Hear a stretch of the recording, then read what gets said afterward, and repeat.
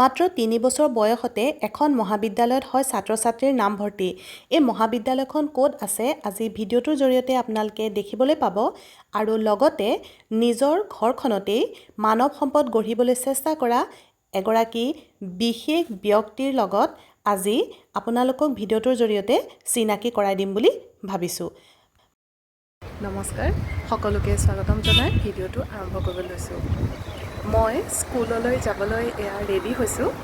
গতিকে স্কুল গৈ পোৱাৰ পিছত দিনটো মই কি কৰোঁ সেই সকলোখিনি কথা আপোনালোকক দেখুৱাবলৈ চেষ্টা কৰিম।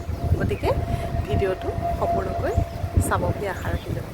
মই আজি পিছে নিজৰ স্কুললৈ যোৱা নাই, এখন বিশেষ স্কুললৈহে আহিছোঁ।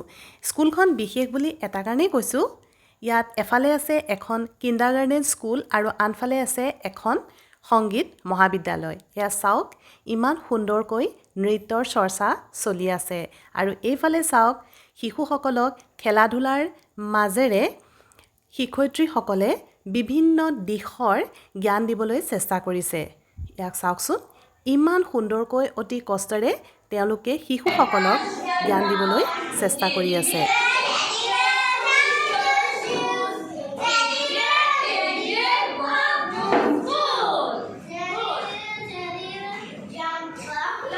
এই পৰিৱেশটো দেখিলে সঁচাই মনটো বৰ ভাল লাগে, নিজৰ শৈশৱলৈকে মনত পৰি যায়। যিহেতু শিক্ষাৰ উদ্দেশ্যই হৈছে শিশুৰ সামগ্ৰিক বিকাশ, গতিকে এই বিদ্যালয়খনত শিশুসকলক পাঠ্যপুথিক জ্ঞানৰ লগতে অন্যান্য বিভিন্ন দিশৰ জ্ঞান দিবলৈ চেষ্টা কৰা হয়। এই সকলোখিনিৰ আঁৰৰ ব্যক্তিগৰাকী হৈছে মই আপোনালোকক চিনাকি কৰাই দিম বুলি কোৱা সেই বিশেষ ব্যক্তিগৰাকী, যিগৰাকী ব্যক্তিয়ে নিজৰ ঘৰতে দুখনকৈ বিদ্যালয় স্থাপন কৰি মানৱ সম্পদ গঢ় দিবলৈ অহৰহ চেষ্টা কৰি আহিছে। এয়া চাওক, তেওঁ নিজৰ ঘৰখনতে দুখনকৈ বিদ্যালয় স্থাপন কৰিছে। এয়া হৈছে এখন kindergarten স্কুল আৰু আনখন হৈছে সংগীত মহাবিদ্যালয়। সেই বিশেষ ব্যক্তিগৰাকীৰ নাম হৈছে বৰ্ণালী চলিহা। তেওঁ ঘৰ গোলাঘাটত। গতিকে ব'লক তেওঁৰ লগত আমি চিনাকি হওঁ। এয়া kindergarten স্কুলৰ প্ৰধান শিক্ষয়িত্ৰী বাইদেউ।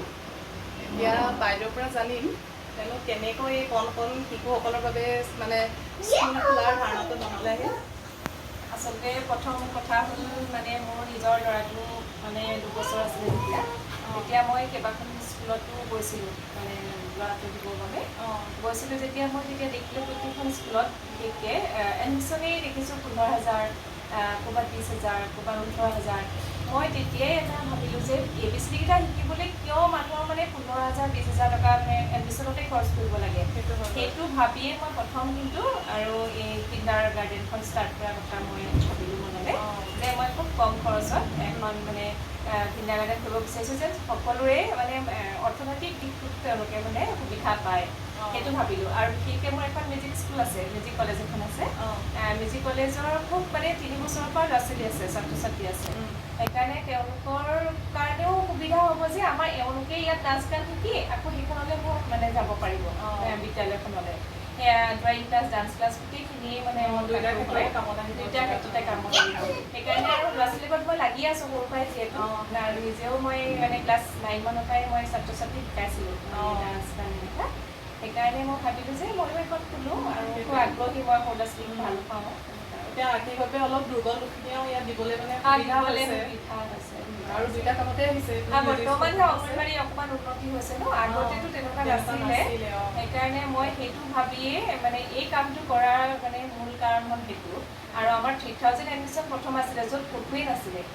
যেতিয়া মই প্ৰথম খোলোঁ মানে কিমান চনত খুলিছিলে আমাৰ 2016 চনত, তেতিয়া তেতিয়া মানে আমাৰ যথেষ্ট সংখ্যক মানে ল'ৰা ছোৱালীয়ে ভাল পাইছিলে যে ইমান কম খৰচত। তেতিয়া মই এই কথাটো উলিয়াই দিছিলোঁ যে আমি অকল ব্যৱসায় নহয়, আমি আচলতে সকলো দিশ সামৰি পেলাইহে আমাৰ এইটো কাম কৰিব বিচাৰিছোঁ। এতিয়া কিমান বয়সৰ পৰা দিয়ে ইয়াত এডমিশ্যন? আমি 2 বছৰৰ পৰা লওঁ, 2 বছৰৰ পৰা টডলাৰ, যোনটো প্লে গ্ৰুপ আমাৰ অকল খেলা ধূলা ৰাইমছ কৰা এনেকুৱা। 3 বছৰীয়াটো প্ৰিপাৰেটৰী, 4 বছৰীয়া নাৰ্চাৰী, 5 বছৰ ইংৰাজী। ঠিক আছে, আমিও সেইখিনি কথা ভাবিয়ে মানে এডমিশ্যন দিয়াৰ কথাটো ভাবিলোঁ। আৰু মানে তলৰ শ্ৰেণীবিলাকত বেছি ল'ডটো হ'লেও মানে ল'ৰা ছোৱালীয়ে ভয় খায়, সেইকাৰণে ইয়াত পঢ়াৰ ল'ডটো মানে পঢ়াৰ বুলি নহয়, খেলা ধূলা যিহেতু মই বিশেষকৈ মই ডান্সৰ মই গোটেই মানুহজনেই কালচাৰেল। সেইকাৰণে মই ভাবোঁ যে সিহঁতক এটা দিন আমি activity class, yoga, dance, art আমি গোটেই বস্তুখিনি আমি মানে তেনেকৈ তেওঁলোকক আমি নিজে গোটেইখিনি মানে চাব পাৰে আৰু এনেকুৱা দিশ লৈ আছে তেতিয়া ঠিক আছে বাৰু বাইদেউ ভাল লাগিলে ঠিক আছে